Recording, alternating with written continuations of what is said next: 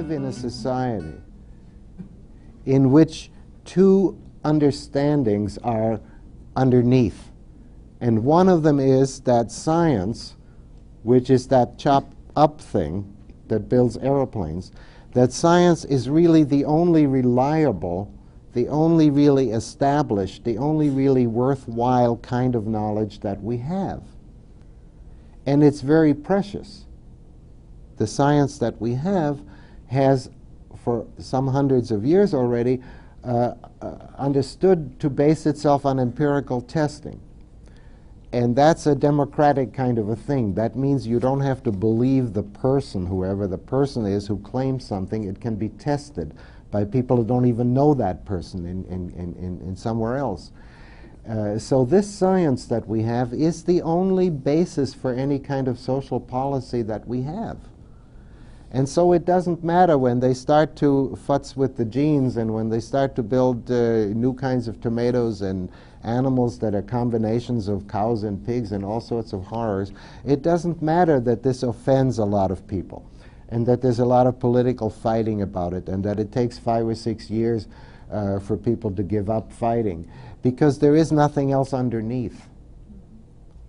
And so that's what's going to happen. Do you follow me?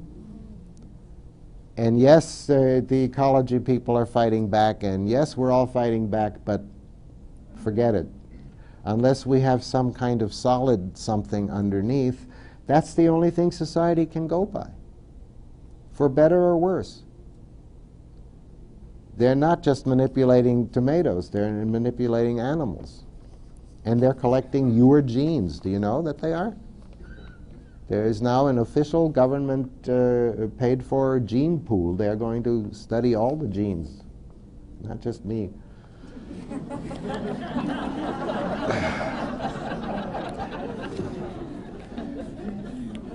When they have that together, they're going to produce better people, they figure. Well, maybe they will. Maybe they will. But I think it's vitally important to get our understanding of people in there and to open that thing up to an even better understanding than ours, because our understanding of ourselves is primitive still. We haven't made the kind of advances that science has made on the physical side, and we need those. We need the advancement parallel.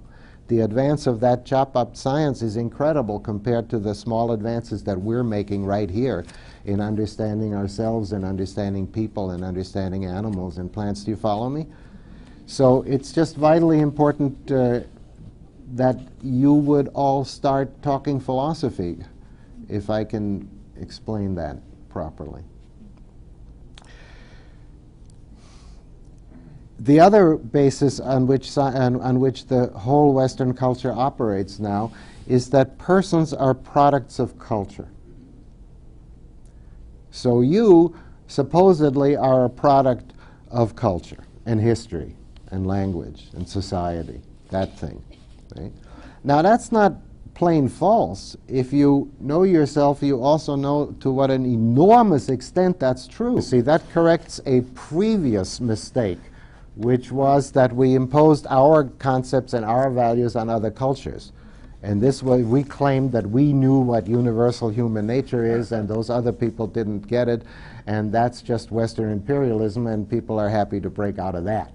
Okay, so that's what it's like in philosophy. You're always correcting a previous mistake, and you're so passionate about correcting that previous mistake that it's hard to see your own that somebody else is trying to show you. And so I want to say that, no, that's all terribly false.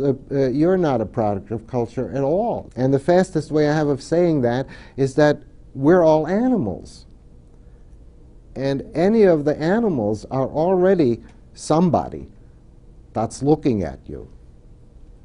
And ever since Descartes, Western culture absolutely ignores animals. So to say it all fast, one of the breakthrough things that we have to keep saying to people is, no, whatever it is that looks out at you from this being is not a product of culture. It's elaborated by culture, it's structured by culture, it's given all kinds of opportunities by culture, it's given gestures, patterns, everything by culture. Human beings don't exist without culture. Animal species live a certain way. Human beings don't. Animal species, any species, there's a certain way of rearing children, a certain way of eating, a certain way of sleeping, a certain way of making love, across that whole species. Human beings, no. If you take away culture, there's no way to make love, there's no way to eat, there's no way to sleep, there's no way to build houses, there's no way to work, there's nothing. So it very much looks like, of course we're a product of culture, but I call that elaboration. The process of life is elaborated by culture. So if you take culture away, you get nothing. This was already known in Greek times. They said nature and nurture can't be separated. That was an old-fashioned way of saying that. My point is that if you look at any animal, it looks back at you. And whatever that is that looks back at you, that's what we are as persons also, with all of this cultural elaboration. And that's being ignored. That doesn't exist in the present social understanding. And the second fast way I have of saying something here is that we're all plants also. Plants live and they don't have perceptions. They be. A plant knows the water and the air and the earth and the sun by being what it is. And we are just like that too. Our bodies are at least plants. You know, we're animals, and we're cultural and historical and economical and electrical and every other damn thing.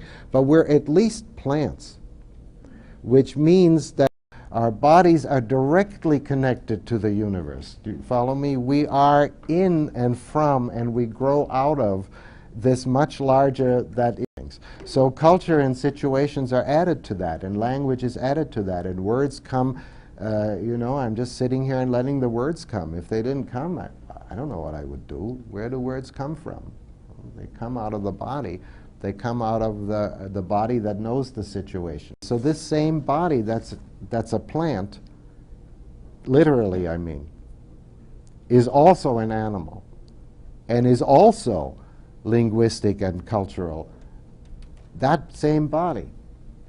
So there's a philosopher who says, very rightly, that we don't only perceive what's in front of us, we also perceive what's behind us. Do you perceive what's behind you?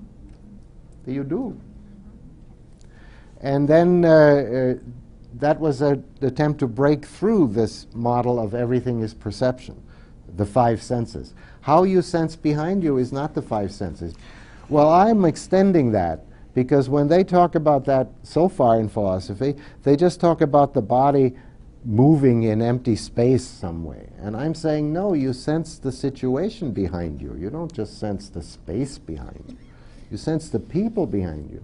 You're sensing not just the people, you're sensing your relation with the people, which you don't know them, but it's a situation. The body senses its situation. Do you follow me? So for a 2-cent model, I'm trying to say a body, when you feel your body, it is already living out of the universe like a plant, and it is already something that has you living in it like somebody looks out from an animal at you, and it's already living in a human linguistic historical situation.